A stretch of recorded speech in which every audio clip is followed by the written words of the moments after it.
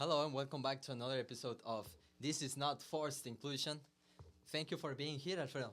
It's a pleasure to be here. I'm glad to share with the rest of the community our learnings, understandings about the things we have learned in this semester. Me too. We are very excited today because we are making a podcast from scratch about inclusion. Isn't it exciting? Yes, of course. We already had a couple of classes about inclusive education. We had a complete course about it, and I want to start with the main question I think about these following chapters. That is, for us that we have been learning about inclusion. What means inclusive education, according we have learned in the subject with the same name? Okay, it is a very good question, Alfredo, because inclusion is a really hard and keep deep provoking term, a concept, due to it is about politics, social culture, and ethics, etc. So it is very big, it is huge, it is a huge concept, Yeah. as humanity is. Well, anyway, according to the Gabinete de Igualdad para todas las personas 2002, inclusion or inclusion in education, it is about a construction, a build of a social and scholar environment where all the kids, teenagers, even of as adults can join into a class and take advantage of everything that is in our hands. Talking about the humans, resources or material resources, because it is also related with the barriers of learning. So, inclusive education, it is something that has to attack these barriers, Alfredo. Of course, and how it's supposed to attack those barriers?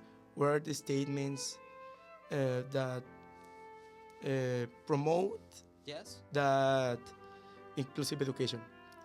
Well, inclusive education is not a topic of today. It has been being doing for a long time since UNESCO, and about the Human Rights Declaration. It starts with diversity, by joining every single human in the parties, in the education, in the democratic processes. So how can, what was your question, Sydney? What was the statements that support that inclusive education? Got it. Now in 2022, with our new brand syllabus, Nueva Escuela Mexicana, we can say that education has the obligation of include every single child and teenager, every single human, even though their religion, color of skin, hate, etc. So it is not a matter, because our education has to be,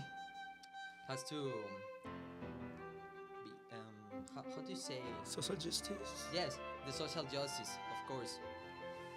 The Nueva Escuela Mexicana is searching the social justice by the colonial perspective. So it is a very good point.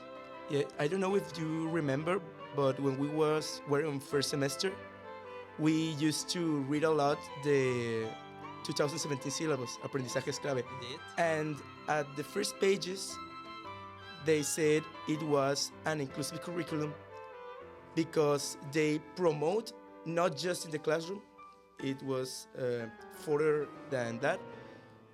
We were talking about society to build a inclusive society based on social On a social way. social, how do you say, social justice. And well, the program wanted to build a fairer society. So when you say now 2022 with the Nueva Escuela Mexicana, um, that perspective has not changed at all, but was more focused on the classroom because they said in the eje articulador Yes. inclusión that every child must be included in the classroom. How do you say? It doesn't matter the religion, gender, social class, origin. It doesn't matter. Every single child must be in the classroom, and if it is not, so the children must know that it is not an inclusive environment. Got Yeah. it.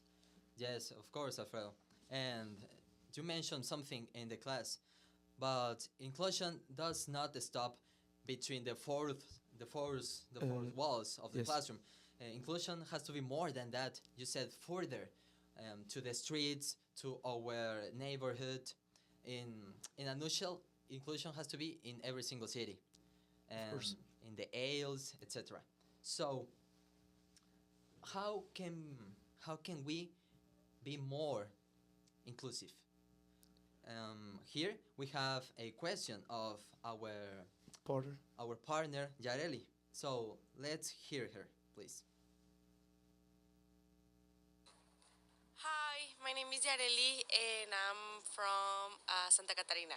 How can I be more inclusive in my classroom? I'm currently teaching fifth grade. Bye! Goodbye, Yareli. Thank you for your question. So, Well, Alfredo? if we remember, we made a article in a book published by the Normal that was named "The Future Teacher's Role in Attention to Diversity," and we touched that topic. We compare some ideas from different authors. One of those was Segner, that said that teachers have a perspective of diversity as a problem, and they see their students by a very individualistic way. So that perspective could be a barrier from teachers for being inclusive in their classrooms. So the first step, I think, to avoid to be more inclusive is to change that perspective, to change our minds. And after that, I don't know if you remember the Tomlinson ideas about differentiated classroom. Tomlinson 2001. Of course. And it's a A declaration of 17. yeah, 17 Skills. skills. Yeah, good teaching skills. And they talk us about the differentiated instructions classrooms. That means that as teachers, we should offer to our students different ways to achieve the goals we propose them, different avenues to achieve their learning, the expected learnings. And, well, commonly it is the teachers used to think that when we talk about different instructions, we are like, okay, I have a children with this disability in this situation, and I'm gonna give him a different work to do. And it is not differentiated instruction classrooms. Yeah, it is a poor view about it. So when we talk about differentiated instruction classrooms, we must see it like giving new opportunities for learning. Yes. Do you remember the universal design? Yeah, the universal design of learning, I guess. Yes, we studied it in During the semester. yes, during And inclusive education subject. This universal design. it is pretty related, I think. Yes, and we have another question, Alfredo, and it is from another viewer, and here it is. Hello, Mario and Alfredo. I have a question for you. Is the Escuela Normal an inclusive institution? I'm so sorry for the background noise, guys. Thank you. Bye. Oh, not a problem, Carol, about the noise. Is it, Alfredo? Let's just see the numbers or results of that inquiry. Yes, it was. It was 50%, wasn't it? Yeah, it was. We had two relevant results. In one of the questions of the survey we implemented, a 56% of the students perceive themselves as a part of the teachers training school community. So a 44% are not self don't self-perceive them as part of the community. They are not feeling included on the Escuela Normal. That it is not the majority, it's not a big part of the total of students, Yes. but it is a important number. Yeah, and another important topic is the relation of students and teachers, because more than 50% of students interviewed said that the teachers don't care about the learning through the semester, that it is a considerable part of the population we studied, because, well, in our book we said when teachers don't care about the specific necessities of each student, don't implement a differentiated classroom, also in here in the Normal, the expectations from the groups are not positive about the relations they have with them. Okay. It is a very hard information in the statements, Alfredo. And of course, we have our references here. If you want to read that book, what's the name of the book?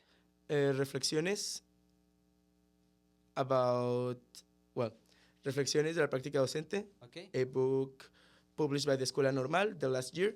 2022. And, Okay. And the article is named The Future Teacher's Role in Attention to Diversity. yes, if you want to keep in touch with that information, you have the opportunity to read that book and article. So for this time, we have to say goodbye. So thank you very much for listening to us, and This is not forced inclusion. bye-bye.